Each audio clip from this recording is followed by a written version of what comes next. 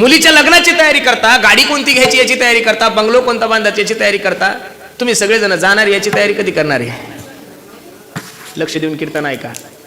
बडबड नका करू म्हणा त्या आचार्यांना. गाडी येण्यापूर्वी बस स्टॉपवर जात जा, गाडी निघून गेल्यानंतर बस स्टॉपवर जाऊन काहीच फायदा नाही. वेळ आहे तोपर्यंत सावध व्हा. माझा जगाचा मालक खूप चांगला आहे हो महाराज, नक्की तो तुमचा स्वीकार करेल. याद आएगी उनको कभी ना कभी, कृष्ण दर्शन तो देंगे कभी ना कभी, ऐसा विश्वास मन में जगाते चलो, कृष्ण गोविंद गोपाल गाते चलो.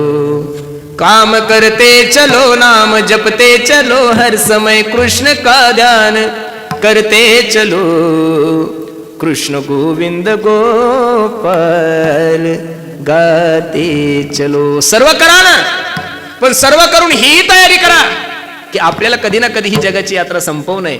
आणि ती संपवण्याच्या अगोदर फक्त हाच विचार करा, तुझा विसरण व्हावा. देवाचा विसर जीवनामध्ये नका पडू देऊ. बरं महाराज, मी सांगू तुम्हाला, अख्खं जग तुमच्या विरोधात जाऊ द्या, फक्त देव तुमच्या सोबत असू द्या, तुमचं कोणीच काही वाकडं करणार नाही. पण ज्या दिवशी देव तुमच्या विरोधात जाईल त्या दिवशी या जगातलं तुम्हाला कोणीच वाचवणार नाही. नेमकं कोरोनाच्या काळात हेच घडलेलं आहे महाराज.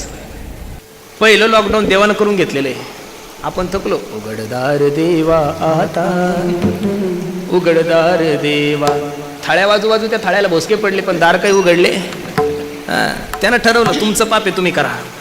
तू का म्हणे पापे येती रोगाची, तुमचं पाप आहे तुम्ही भरा. अजिबात देवानं ताण घेतला नाही. आपल्याला ना डॉक्टर वाचू शकले, ना पैसा वाचू शकला, ना ओळख वाचू शकली, ना काहीच वाचू शकली. म्हणून बसणाऱ्या मंडळीला माझी विनंती आहे, ज्या दिवशी देव तुमच्या विरोधात जाईल, ज्या दिवशी देव तुम्हाला मारल, त्या दिवशी या जगातलं तुम्हाला कोण वाचवणार आहे? कोणीच वाचू नाही शकत. एक उदाहरण मी रामायणातलं सांगतो, लक्ष देऊन कीर्तन ऐका फक्त. प्रभू रामचंद्राचं रावणाचं युद्ध चालू होतं दादा. सायंकाळची वेळ आहे. जगाचा मालक समुद्राच्या किनारी बसलेला आहे. भाल्यातला बाण काढला आणि त्या बाणाला टोक लावत होते माझे प्रभू रामचंद्र. लाल बुंद झालाय तो बाण.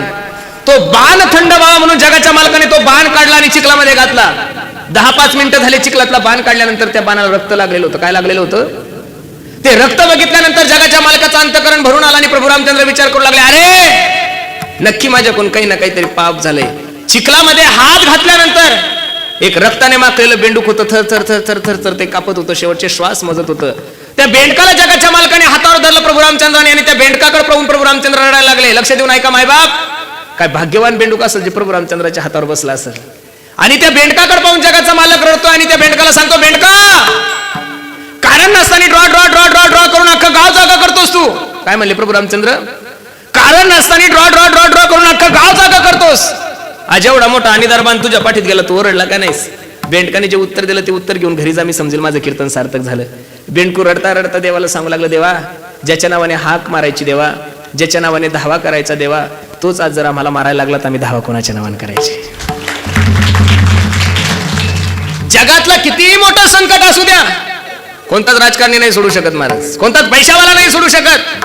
या संकटातून सोडवण्याची ताकद फक्त माझ्या देवाकडे. म्हणून आपण कधीतरी देवाला म्हणलं पाहिजे ना, बहु दूरवरी भोगविल भोगा, बहु दूरवरी भोगविल भोगा, आता पांडुरंगा सोडवावे, आता पांडुरंगा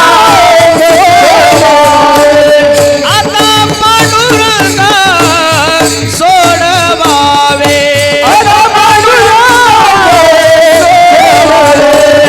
आठवीन पाय हा माझा नवस, आठवीन पाय हा माझा नवस, आठवीन पाय हा माझा नवस, आठवीन पाय हा माझा नवस, आठवीन पाय आठवीन पाय आठवीन